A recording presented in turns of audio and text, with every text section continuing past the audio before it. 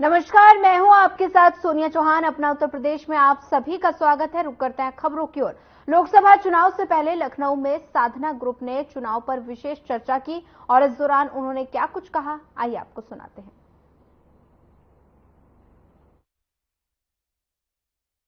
लगभग 6-7 साल पहले मैं उनको लेकर गया था, तो मुझे वहां पे लगभग 8-9 घंटे मुझे लगे। मैं कानपुर के रास्ते से और इंडिया के रास्ते से मैं निकला।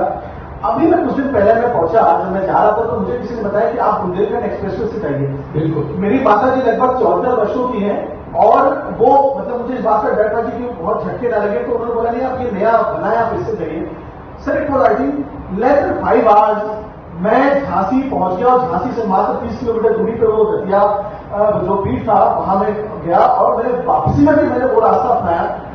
Sir, this has been done, but and I think मतलब मुझे ये लगा अभी आपने एक्सप्रेसवे की बात की, तो चूंकि मैं एक्सप्रेसवे से जुड़ा रहा हूं मुख्यमंत्री जी के साथ 2017 से जितने भी एक्सप्रेसवे हैं उन पर बहुत सारा कार्य हम लोगों ने किया है।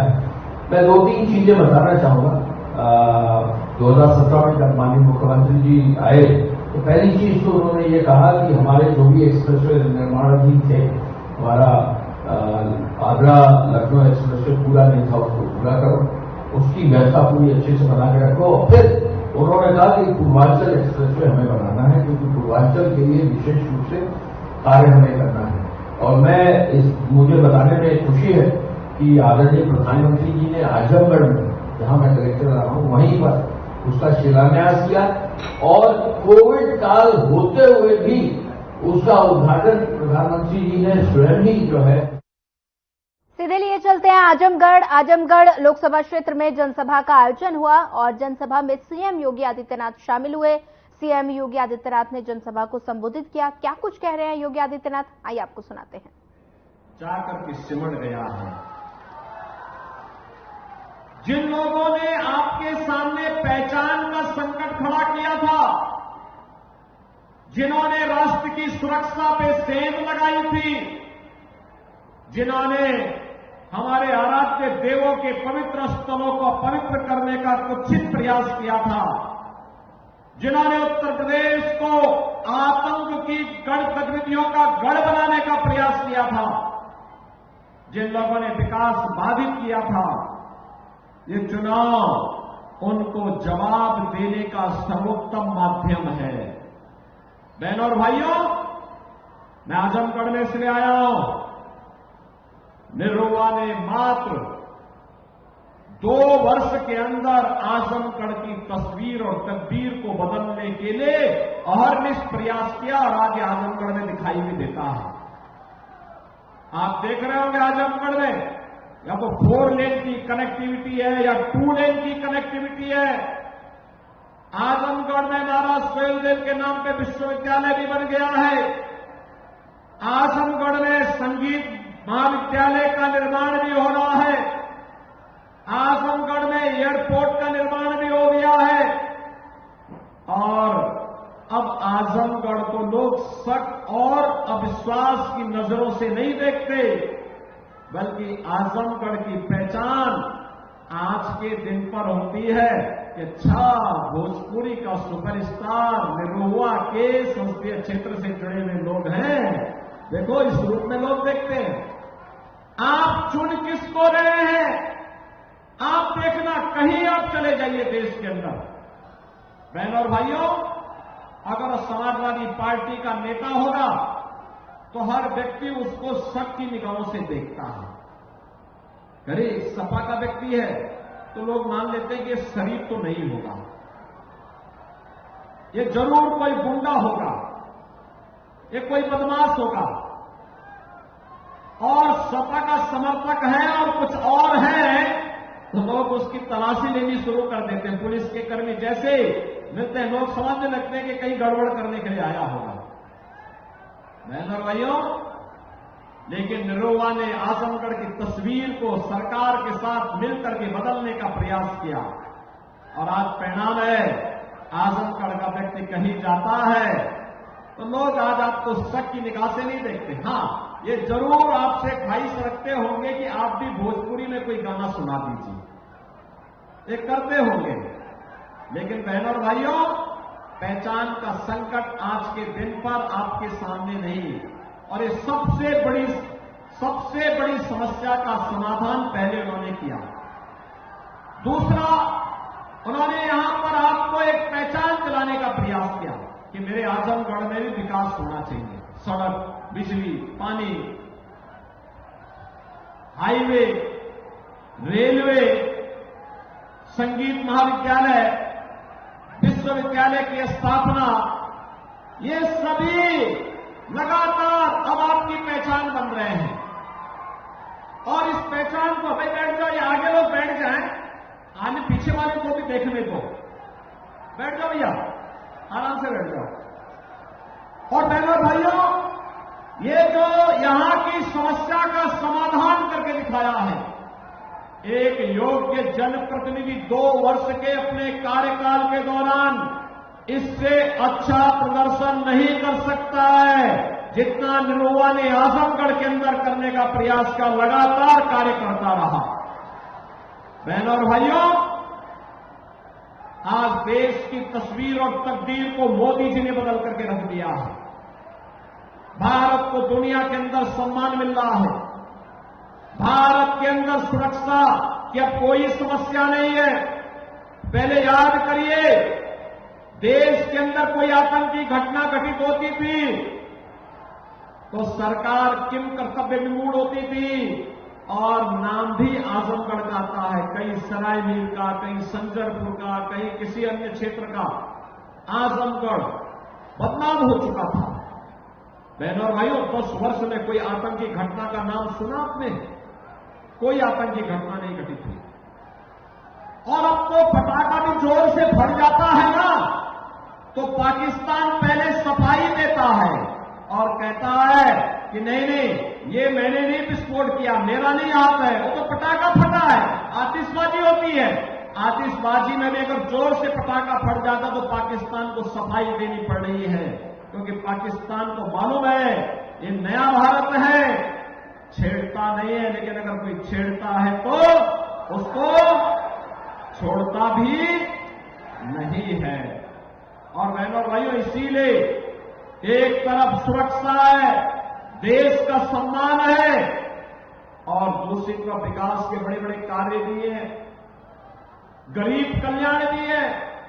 याद करिए, ये समाजवादी पार्टी की सरकार के समय खाद्यान्न घोटाला होता था, गरीब भूख से मरता था, गरीब चिकित्सा के भाव में दम तोड़ता था, गरीब के पास मकान नहीं था, किसान आत्महत्या करता था, नौजवान पलायन करता था, और चारों ओर अव्यवस्था अराजकता थी। कोई पर्व और त्योहार आता था, दंगा शुरू हो जाता था। कोई पर्व और त्योहार आता था। चलिए, फिलहाल वक्त हो चला एक छोटा सा ब्रेक का। ब्रेक के बाद जल्द हाजिर होंगे।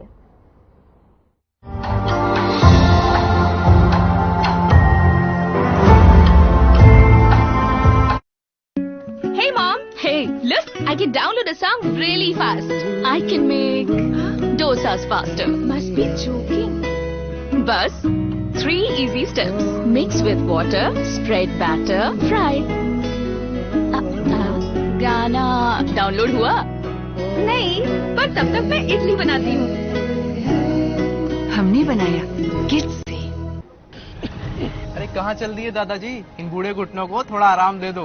हरियाणा में घर बैठे पेंशन आती है बेटा, इससे घुटनों को आराम है। आयुष्मान से 5 लाख का ऑपरेशन एकदम फ्री हो गया, तो बूढ़े घुटने एकदम से आरामदायक हो गए। अब तो 70 साल से ऊपर के सभी हरियाणा वासियों को अब आयुष्मान में शामिल करने के लिए ये बूढ़े घुटने दौड़ के जाएंगे ना फिर से वापस लाने मोदी को। क्या चौका मारा है दादाजी ने। कमल का बटन दबाएं, भाजपा को जिताएं।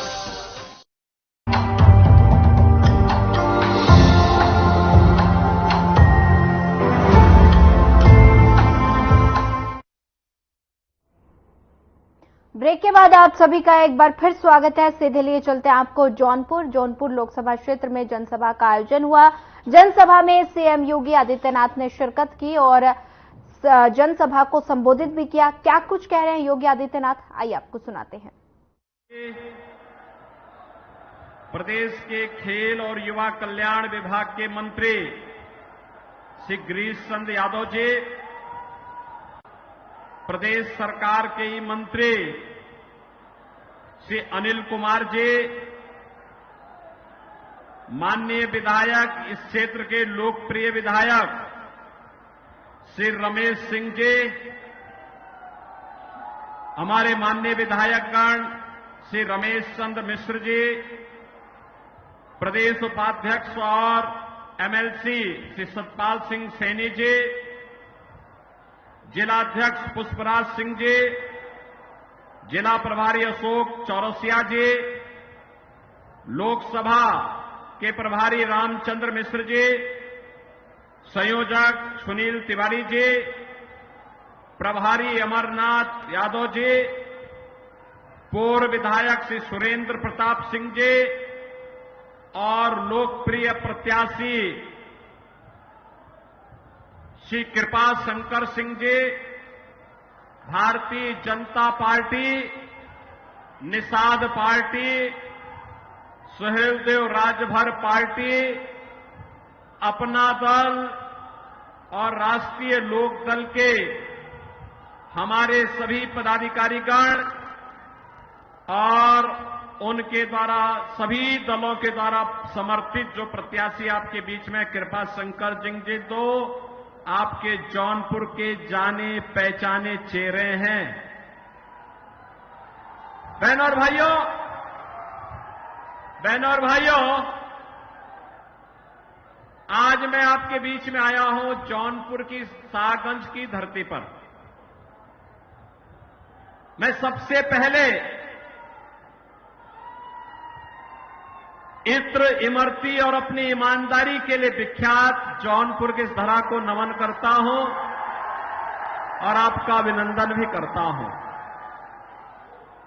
देखो, हम लोग जब करेंगे अच्छा करेंगे। आपको शाहगंज को हमने ऐसा मोटा विधायक दिया है कि विकास सरकार से भी कराता है और अपनी तरफ से भी विकास कराता है, और ऐसा ही सांसद भी देने जा रहे हैं कृपा शंकर के रूप में। नाम ही कृपा शंकर है। आपकी कृपा बन जाए और शंकर की कृपा हो जाए तो विकास को तो कोई माई का लाल रोक ही नहीं सकता है। और इसीलिए आज मैं आपके बीच में आया हूं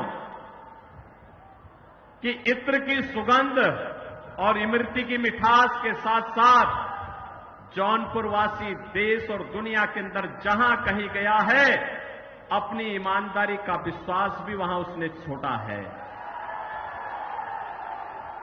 इस धरा को नमन करता हूं। आप सबका मैं हृदय से अभिनंदन करता हूं, स्वागत करता हूं। बहनों और भाइयों, लोकसभा का चुनाव 4 चरणों का संपन्न हो गया है। कल 5वां चरण है और छठे चरण में आपको ही मतदान करना है। लेकिन पहली बार है 4 जून को क्या होने जा रहा है, दुनिया भी और देश भी इस बारे में पहले से ही अनुमान लगा चुका है। परिणाम के बारे में निश्चिंत है, और परिणाम क्या होने जा रहा है कि फिर एक बार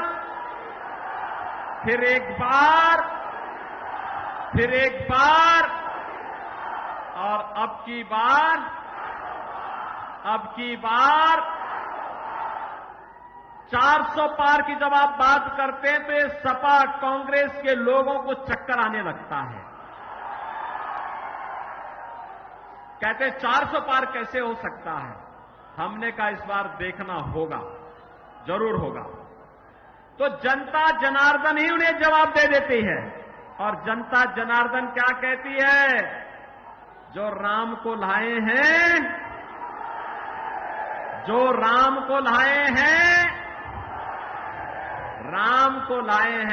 बहनों और भाइयों, भारत के इतिहास की सबसे महत्वपूर्ण घटना, जो दुनिया के लिए असंभव था, जो कांग्रेस के लिए असंभव था, जो समाजवादी पार्टी के लिए असंभव था, मोदी जी ने संभव बनाया। 500 वर्षों का इंतजार समाप्त करवा करके अयोध्या में रामलला को विराजमान करवा दिया। अब मुझे बताओ, आप में से कितने लोग राम भक्त हैं? राम भक्त अपना हाथ खड़ा करो और हाथ नीचे कर लो। आप में से कितने रावण के भक्त हैं? रामद्रोही कितने हैं? कोई है क्या रामद्रोही? कोई भी अपने को रामद्रोही नहीं कहेगा, राम विरोधी नहीं कहेगा। लेकिन बहनों और भाइयों, आज भी रावण समाप्त नहीं हुआ है। कांग्रेस और समाजवादी पार्टी के रूप में उसका जिन्न आज भी मौजूद है। आप मुझे बताओ, इनके कारनामे तो रावण जैसे ही है। आप सोचो, कांग्रेस ने अपने समय में क्या कहा राम हुए ही नहीं। इनके एक बुद्धिदाता कहते हैं, क्या कहते हैं? कहते राम का मंदिर भारत में नहीं बनना चाहिए। और समाजवादी पार्टी तो उससे भी 2 कदम आगे, राम भक्तों पर तो गोली चलाई थी। और उसके बाद अब इनके महासचिव क्या कहते हैं? कहते राम मंदिर बेकार बना है।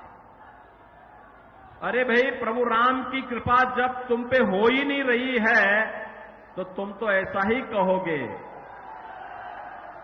और देश कहता है, हो हाई वही जो राम रसी राखा, होगा वही जो रामलला चाहेंगे।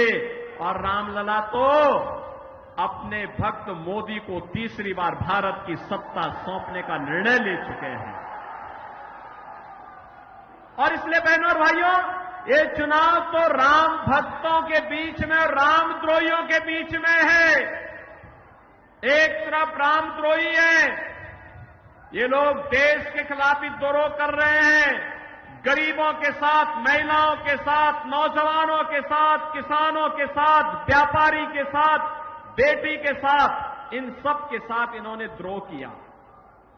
इनके हकों पे डकैती डाली। इनके समय में गरीब भूख से मरता था, बेटी और व्यापारी सुरक्षित नहीं थी, देश के अंदर जगह जगह आतंकी वारदातें होती थी। और जब आतंकवाद पर हम इनके खिलाफ बोलते थे कि भाई ये आतंकवाद की समस्या का समाधान करो, तो कहते थे हम क्या करें, लाचार होते थे। कहते थे आतंकवादी तो सीमा पार के हैं।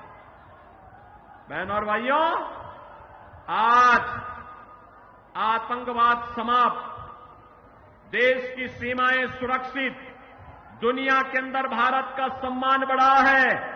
अब तो पटाखा भी जोर से फट जाए ना तो पाकिस्तान सफाई देता कि भैया मेरा हाथ नहीं है, मुझे माफ करना, मैं इसके पीछे नहीं हूं। भय बिनु होई न प्रीति। फिलहाल वक्त तो चला है एक छोटे से ब्रेक का। ब्रेक के बाद जल्द हाजिर होंगे।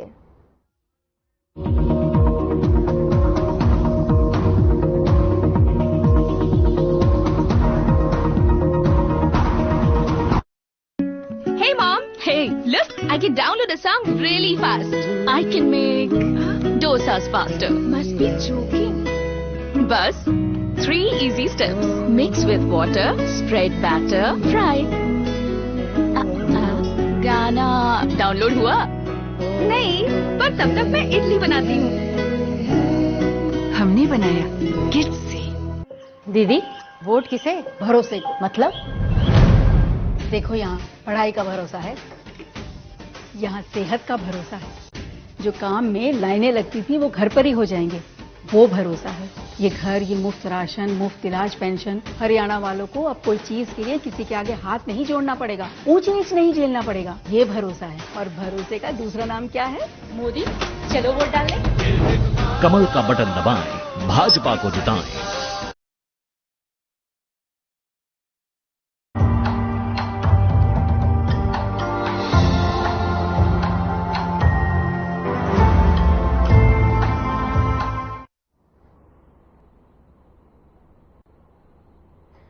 ब्रेक के बाद आप सभी का एक बार फिर स्वागत है। सीधे लिए चलते हैं आपको लालगंज में चुनावी जनसभा का आयोजन हुआ, जिसमें सीएम योगी आदित्यनाथ ने शिरकत की। सीएम योगी आदित्यनाथ ने जनसभा को संबोधित भी किया। क्या कुछ कह रहे हैं, आइए आपको सुनाते हैं। नमन करते हुए मैं आप सबका हृदय से अभिनंदन करता हूं, स्वागत करता हूं। बहनों और भाइयों, अभी कुछ ही दिन पहले आदरणीय प्रधानमंत्री जी का मार्गदर्शन लालगंज में, निजामाबाद क्षेत्र में, आजमगढ़ और लालगंज से जुड़े हुए सभी मतदाताओं को प्राप्त हुआ था। आज मुझे जगदीशपुर की पावन धरा पर लालगंज संसदीय क्षेत्र की जनता जनार्दन से अपील करने के लिए स्वयं आना पड़ा है। बहनों और भाइयों, देश के अंदर लोकसभा के चुनाव चल रहे हैं। 4 चरणों के चुनाव हो गए हैं। 5वां चरण कल संपन्न होगा और छठे चरण में 25 मई को आपको भी अपने प्रतिनिधि का चुनाव करके देश की संसद में भेजना है। लेकिन 4 चरणों के चुनाव ने ये साबित कर दिया है कि रुझान बीजेपी के पक्ष में है और पूरे देश के अंदर नारा गूंज रहा है कि फिर एक बार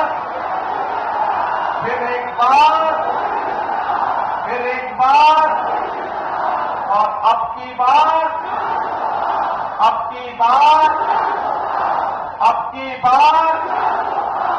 जब आप 400 पार की बात करते हैं तो विपक्षी दलों में खलबलाहट बढ़ जाती है। वे अपने चारों खाने चित्त हो जाते हैं। उनको लगता है कि उनके सारे षड्यंत्र विफल हो गए।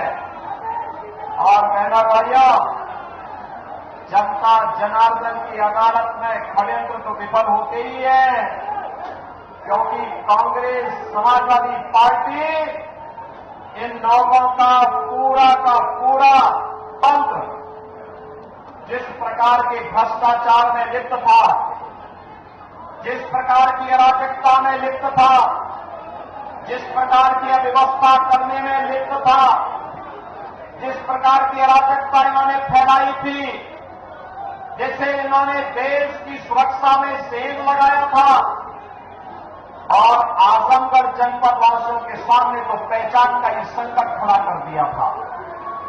बहनों भाइयों, आज मुझे कहने में कोई संकोच नहीं कि देश के अंदर मोदी जी के नेतृत्व में आज एक नए भारत का दर्शन हो रहा है। ये नया भारत विकास भी करा रहा है और विरासत का सम्मान भी कर रहा है। देश के दुनिया के अंदर भारत का सम्मान भी बढ़ा रहा है, भारत की सुरक्षा को पुख्ता भी कर रहा है।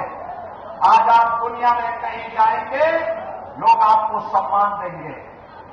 लेकिन 14 के पहले ये स्थिति नहीं थी।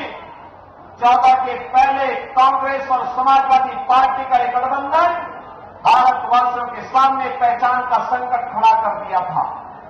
2014 के पहले देश के अंदर सुरक्षा की स्थिति अत्यंत खराब थी। 2014 के पहले आतंकी वारदातें होती थी। कभी अयोध्या में राम जन्मभूमि पर हमला, कभी काशी के संकट मोचन पर हमला, कभी अयोध्या, वाराणसी और लखनऊ की कचहरियों पर हमला, कभी सीआरपीएफ कैंप रामपुर पर आतंकी हमला। बहनों भाइयों, जब भी हम लोग संसद में इस मुद्दे को उठाते थे कि भैया आतंकवादी घटनाओं को रोको, तो कांग्रेस के लोग और समाजवादी पार्टी के लोग कहते थे कि आतंकवादी तो सीमा पार के हैं। हम आश्चर्य होता था, सरकार अपने को सब पा रही थी। हम लोग बोलते थे कि भाई हमारे पास इतनी तैयारी कैसे, हम आतंकवाद का मुकाबला ठीक ढंग से नहीं कर पा रहे हैं, निर्दोष लोग मारे जा रहे हैं, देश के अंदर अराजकता की स्थिति पैदा हो रही है, भय का माहौल है। कांग्रेस के लोग चुप हो जाते थे। बहनों भाइयों, 10 वर्ष में आपने देखा होगा आतंकी वारदात बंद, नक्सलवाद बंद और अब तो पटाखा भी जोर से फट जाएगा तो पाकिस्तान पहले सफाई देता, कहता सर मेरा सब इसे मालूम है ये नया भारत है, छेड़ता नहीं लेकिन कोई छेड़ता तो उसको छोड़ता भी नहीं है। उसे मालूम है ये नया भारत है, नया भारत अगर रामलला को अयोध्या में विराजमान कर। फिलहाल इस बुलेटिन में इतना ही। ज्यादा खबरों के लिए बने रहिए हमारे साथ। नमस्कार।